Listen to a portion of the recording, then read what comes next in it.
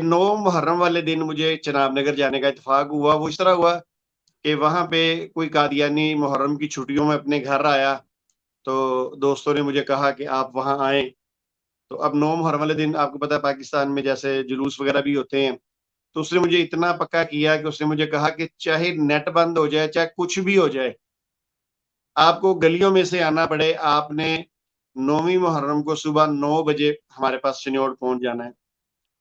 تو میں نے کہا ٹھیک ہے. میں فجر کی نماز پڑھ کے یہاں سے نکلا، تو دعا شعا کرتے ہم لوگ وہاں پہنچ گئے. وہاں پھر میری 2-3 قادیانیوں سے ملاقات ہوئی.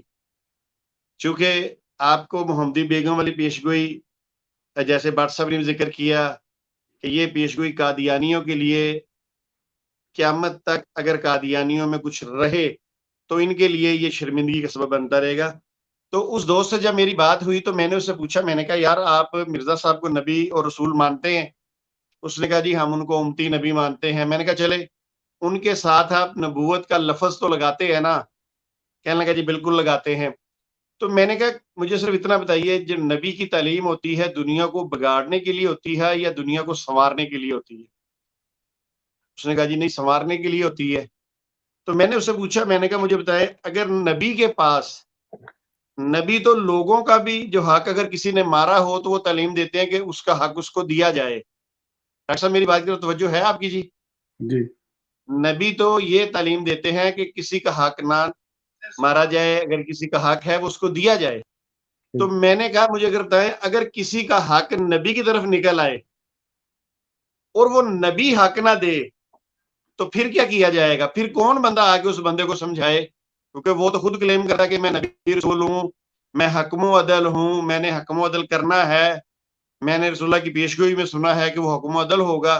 تو میں نے کہا یہ ساری باتیں، وہ مسیح موعود ہے، وہ امام مہدی ہے، وہ مامور من اللہ ہے، جو کچھ بھی ہے، اگر اس کی طرف کسی کا حق نکلتا اور وہ نہ دے پھر کیا کیا جائے؟ کہنے لگے جی ایسا نہیں ہو سکتا.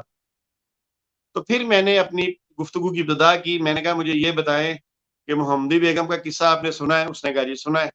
میں نے کہا محمدی بیگم کا والد مرزا صاحب کے پاس کس چیز کے لیے گیا تھا؟ کیا وہ مرزا صاحب کو بیٹی کا رشتہ دینے گیا تھا یا مرزا صاحب سے وہ اپنا حق لینے گیا تھا؟ یہاں پہ یہ سوال بڑا اہم ہے کہ باقی تمام لوگوں نے اس کاغذ پر سائن کر دیے جو ڈاکٹر صاحب ابھی آپ نے بیان کیا کہ ان کے سائن ضروری تھے. تو وہ آخری کڑی مرزا صاحب کے پاس آئے سائن کروانے کے لیے، اور مرزا صاحب کا کام تھا جب سب نے، یہ وہ لوگ تھے جو یعنی کہ دنیا دار تھے، انہوں نے سمجھا کہ ان کا جو بھائی ہے وہ اس کی کہیں خبر نہیں ہے، وہ زندہ ہے، مر گیا ہے، کچھ بھی نہیں ہے. بلکہ قادیانی کتب میں تو یہ لکھا ہے کہ وہ 25 سال سے لاپتہ تھا. تو اگر 25 سال سے لاپتہ تھا تو جو عام بندے جو سمجھنے والے تھے خاندان کے، انہوں نے سائن کر دیے. اب اس بندے کو کیا تکلیف تھی؟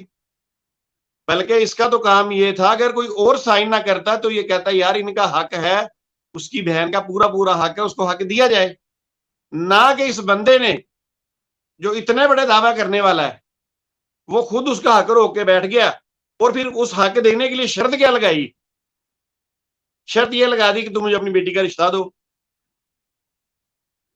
میں نے بہت محمدی بیگم کے بارے میں سنا، اس اینگل سے میں نے نہیں سنا. اور یہ اس وقت اللہ نے میرے ذہن میں اچانک بات ڈالی کہ اس طرح میں نے اس سے گفتگو شروع کر دی. تو میں نے اس سے پوچھا، میں نے کہا مجھے بتاؤ کہ مرزا صاحب کو حق دینا چاہیے تھا نہیں دینا چاہیے تھا؟ اور یہ کون سا حق ہے کہ مرزا قادیانی شرط لگا رہا ہے پہلے بیٹی کا رشتہ دو پھر میں تمہیں تمہارا حق دوں گا؟ اچھا چلو یہ بھی بات ہوگی. جب اس نے انکار کر دیا تو پھر مرزا صاحب نے تڑیاں لگانی شروع کر دی جیسا کہ آپ نے بتایا. پھر اس کے بعد اگلا اینگل دیکھیے، جب وہ تڑیوں سے نہیں مانا تو لاہوریوں نے، لاہوری جماعت والوں نے آئینہ کمالات اسلام جو عربی میں ہے، اس کا ترجمہ چھاپا ہوا ہے، اب تک قادیانی جماعت نے نہیں چھاپا، لاہوریوں نے ترجمہ چھاپا ہوا ہے. اس کے اندر یہ بات لکھی ہوئی ہے کہ مرزا قادیانی نے کہا کہ یہ تیرے اور میرے درمیان بالکل راز رہے گا، میں تجھے اپنی جائیداد میں سے بھی حصہ دوں گا، تجھے اپنے جنگل میں سے بھی حصہ دوں گا، تجھے باغ میں سے بھی حصہ دوں گا. پہلا حق مارا، اتنے بڑے عہدے پہ بیٹھ کے خود حق مار لیا. اب اگر اگر اللہ نے پیشگوئی یہ سچ کی ہوتی، مرزا قادیانی کو اللہ نے کہا ہوتا تو اللہ اس شادی میں رکاوٹ نہ آنے دیتا. ہمارا تو یہ ایمان ہے جس چیز کا ذمہ داری اللہ لے لے اس میں بھی رکاوٹ نہیں آ سکتی.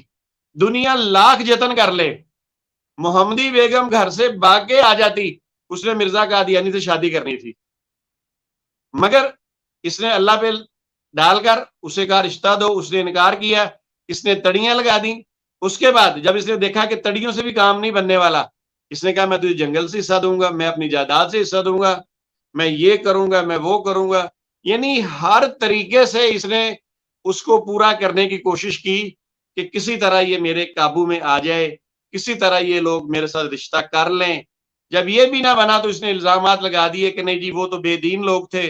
حالانکہ جیسا کہ آپ نے فرمایا کہ اگر وہ بے دین تھے تو اس کے گھر سے پہلے خود اپنے بیٹے کی بہو لے کے آیا، اسی گھر سے یہ اپنا رشتہ کر کے آیا ہے. اگر وہ اتنے اسلام کے خلاف تھے تو تم نے اس گھر میں رشتہ ہی کیوں کیا؟